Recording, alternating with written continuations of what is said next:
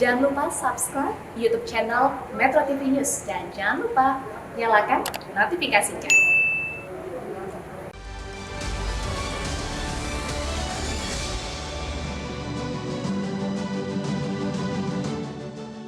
Kembali lagi di Hot Room, Profesor Agus Rono. Saya sebagai ibaratnya saya mahasiswa nih. Kalau tiba-tiba ada orang memposting di Instagram, disebutkan bahwa presiden punya pacar, punya aspri 55 orang lebih hebat dari Hotman Paris.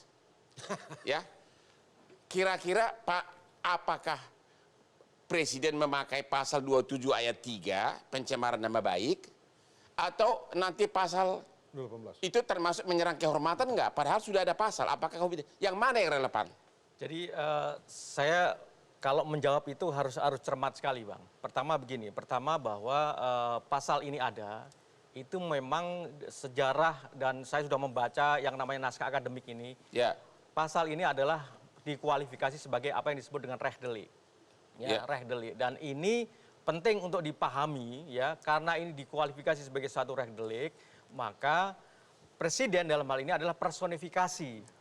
Personifikasi bukan presiden sebagai pribadi. Makanya saya tanya, oleh Pak. Karena itu, Ya. oleh karena itu dalam melakukan atau mengkualifikasi apakah ini sebagai satu penghinaan terhadap yang namanya presiden sebagai personifikasi dari suatu negara, maka ini kalau memang itu masuk dalam kualifikasi penghinaan yang nanti bisa diidentifikasi berdasarkan penjelasan pasal 218 ayat 2-nya dan juga penjelasan norma pasal 218 ini, itu jelas batasan-batasannya masuk dalam 218. Tolong Bapak, tolong dulu spesifik. Ya. Kalau seseorang memposting di medsos Instagram Ya. bahwa si presiden punya pacar, punya aspri 55 orang, itu jelas pencemaran nama baik. Ya. Oke, menurut Bapak tolong dijawab secara real. Karena pasal 27 ayat 3 Undang-Undang ITE, atau kalau ini sudah disahkan pasal 218? Menyerang kehormatan nggak itu? Kalau yang dikualifikasi menyerang kehormatan dengan medsos 219-nya.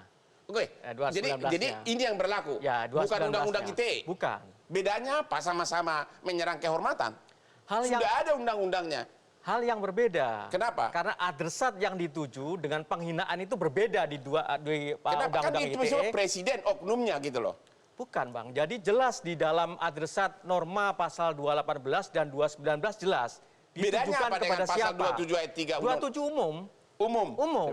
Kalau ini jelas. Hanya presiden. Presiden. Gimana Pak Margarito? Bapak belum puas terus apa nih sebenarnya nih? Begini. Kenapa Bapak resah terus? Begini ini Bang, abang itu presiden, abang dihina, abang itu disebut presiden karena abang punya kerja melaksanakan hukum. Ya. Polisi, jaksa, semua anak buahnya bapak. Gitu. Ya. Lalu bapak pergi sana, saya dihina itu. Kira-kira bapak tidak melapor pada diri sendiri itu? Apa tidak otoriter itu? Tidak tiran itu? Ya. Tiran. Jadi? Begitu. Jadi nggak masuk di akal ini risetnya. Mau pakai tadi itu asal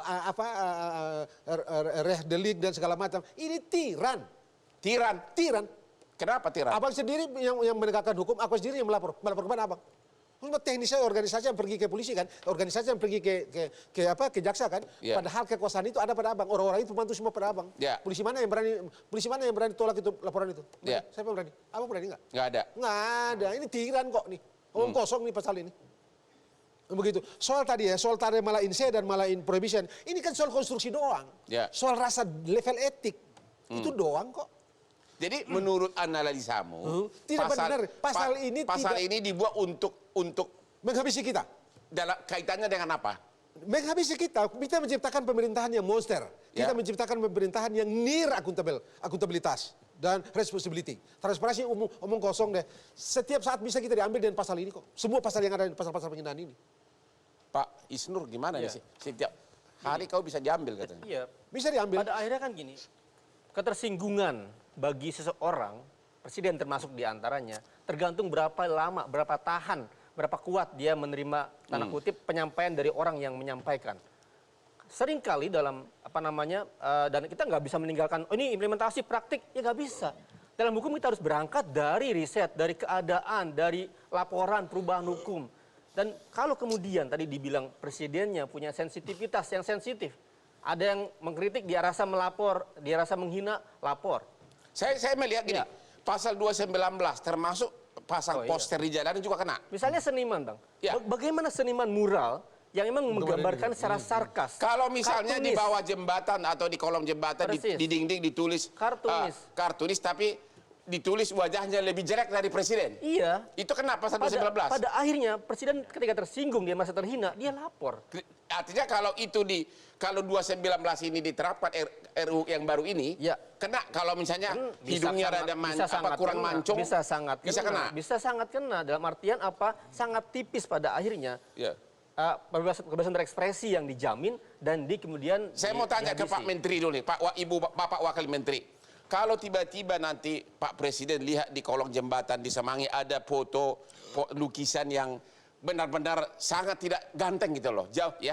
Kalau menurut pasal 219 memang bisa kena karena itu termasuk pasal menyerang kehormatan. Apakah itu yang dimaksudkan 219 ini? Saya kira tidak, karena begini. Pasal 219 itu substansinya ada pada pasal 218. Ya, Hanya persoalan medianya. Ya. Kalau 218 itu publik artinya dia tidak menggunakan media elektronik, Ya. sementara kalau 219 dia menggunakan media elektronik atau Benar. teknologi informasi. Artinya apa? Ketika berbicara mengenai substansi penghinaan itu atau menyerang kehormatan atau martabat, kita akan melihat kepada 218. Sementara untuk 219 itu cara, media yang dia gunakan. Jadi kembali lagi saya katakan bahwa dimanapun yang namanya penghinaan itu adalah subjektif delik. maksud saya menafsirkan mana penghinaan, mana kritikan itu yang jadi sudah masalah. Tadi sudah. Saya Ya. kira sudah berulang kali 218 dijelaskan. ayat Ya. 2 tadi, 218 Sudah ayat jelas. 2 dan Mengapa di sampai penjelasan penjelasan mengatakan untuk jadi begini. Tadi yang dikatakan oleh Mas Adam itu sangat baik ya. Mengapa MK mencabut pasal ini kan ada 3 alasan. Ya. Satu bahwa untuk jangan sampai dia menghalangi kebebasan berekspresi. Ya. Untuk jangan sampai menghalangi kebebasan berekspresi, di dalam pasal 218 dan 219, dalam teori hukum pidana ada yang dikatakan dengan istilah rechtvaardigingsgrond, alasan pembenar. Ya. Alasan pembenarnya di sini apa? Kalau itu untuk kepentingan umum, kritik itu dia tidak menghalangi jalannya demokrasi, itu tidak dapat dipidana. Jadi ada alasan penghapus pidana di situ. Oke, Untuk apa yang tadi dikatakan oleh Mas Adam. Yang kedua, bahwa kembali lagi, ini delik aduan.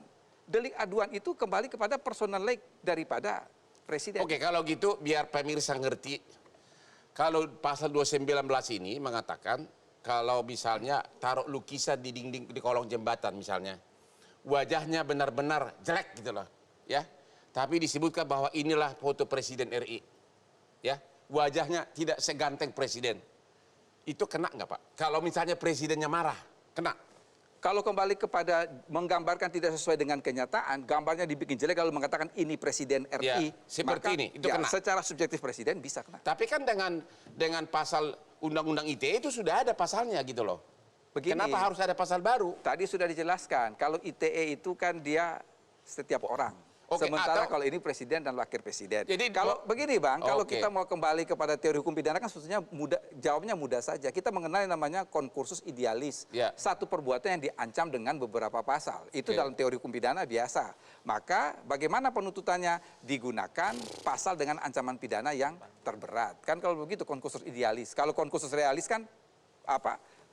Perbarengan perbuatan yang kemudian belum ada Gue yang diputus. pusing jadi gue pikirannya kayak bagaimana cari duit aja jadi pengacara. Ya apa? Pak Adam mau apa nih? Izin menanggapi saja. Ya gimana?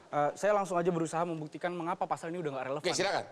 Pertama saya merasa dengan segala hormat jawaban Prof Edi tidak menjawab gitu. Tidak menjawab apa? Bagaimana ini bisa tidak mengancam kebebasan berpendapat? dan Kenapa berekspresi? mengancam? Karena gini Bang, coba kita bayangkan konstruksinya. Presiden, dia bisa melapor, oke ini delik aduan, oke dia datang ke aparat penegak hukum, dia bilang saya dihina, dia melapor. Apakah aparat penegak hukum nanti berani bilang, maaf Pak, bukan itu kritik gitu? Secara Oh, konstruksi, karena coba dia kita bayangkan. presiden. Coba kita bayangkan bagaimana ini akan applies nanti di society gitu. Bagaimana pengaplikasiannya dapat berjalan. Apakah aparat penegak hukum dapat mengatakan, Artinya "Ini kalau kritik, Pak," gitu. siapapun presidennya begitu ada pasal ini, begitu dia tidak suka, karena aparat adalah anak buahnya dia, pasti nggak akan berani aparat mengatakan ini bukan penyerang kehormatan, tapi ini adalah kritik. Iya, coba kita pikirkan apakah aparat penegak hukum berani gitu. Memang udah ditetapkan batas-batas seperti kepentingan umum menurut saya meskipun masih tidak jelas gitu ya. Iya. Kalau Masih saya harus berani. Sebentar. Ini yang Sebentar, tadi Prof. saya mau menjawab Mas Isnur. Kalau kita mengikuti banyak pasal diuji di MK, MK itu kebanyakan menolak dan mengatakan begini, ini bukan persoalan norma, ini persoalan penegakan hukum. Sebentar, Jadi Bang. penegakan hukum yang amburadul belum tentu secara mutatis mutandis normanya bermasalah. Sebentar. Silakan. Ya, izin menanggapi lagi, Bang. Karena gini, katanya RKUHP itu misinya dekolonialisasi gitu. Untuk melepaskan diri dari KUH pidana yang memuat pasal-pasal kolonial gitu. Ini pasal-pasal penghinaan di RKUHP itu kolonial semua gitu. Pasal penghinaan presiden itu kolonial, pasal penghinaan lembaga negara itu pasal kolonial, pasal penghinaan pemerintah yang sah itu pasal kolonial gitu. Jadi kalau misalnya misi kita emang dekolonialisasi, mengapa pasal ini masih ada, Pak Prof? Hotman, Ya, silakan. saya mau beritahu, pasal 207 yang diuji di Mahkamah Konstitusi itu MK menolak loh, Pak Margarito. Apa itu 207? Penghinaan terhadap penguasa umum ditolak oleh MK.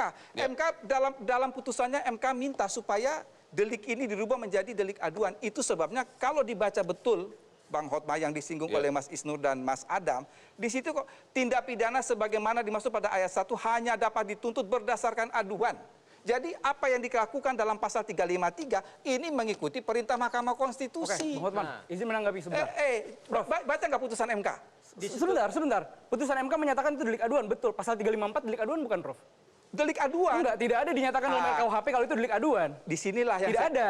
Sebentar, saya mau katakan, Anda harus membaca pasal itu dalam interpretasi hukum pidana, ada namanya yang disebut dengan istilah titulus et lex.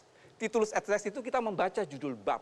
354 itu bukan pasal sekonyong-konyong. Pak, kalau- 354 itu, sebentar dulu, 354 itu dia satu nafas dengan 353. Artinya apa? Ketika 353 itu adalah delik aduan, maka secara mutatis mutandis 354 pun adalah delik aduan. Tidak perlu redundant untuk mengatakan Oke, itu delik kalau aduan. begitu- Itu pelajaran semester 2 di Fakultas kalau Hukum. begitu Enggak, Bang, Prof Edi membayangkan komunitas hukum di Indonesia itu mengerti hukum pidana semua. Ya harus mengerti. Sehingga membuat hukum dosennya harus seolah-olah mengajari yang di tangan benar. profesor. Bagaimana misalnya pengalaman Prof Edi bersidang di pidana Ahok, beliau berpendapat tidak ada pidana Ahok, dipidana. Kasus Miliana misalnya, tidak ada pidana menurut ahli profesor hukum pidana, dipidana. Jadi kita juga melihat realita di mana hukum itu bekerja, hukum itu hidup, hukum itu kemudian ditafsirkan oleh Oke, banyak kita orang. break dulu. Ya. Kembali setelah yang berikut ini.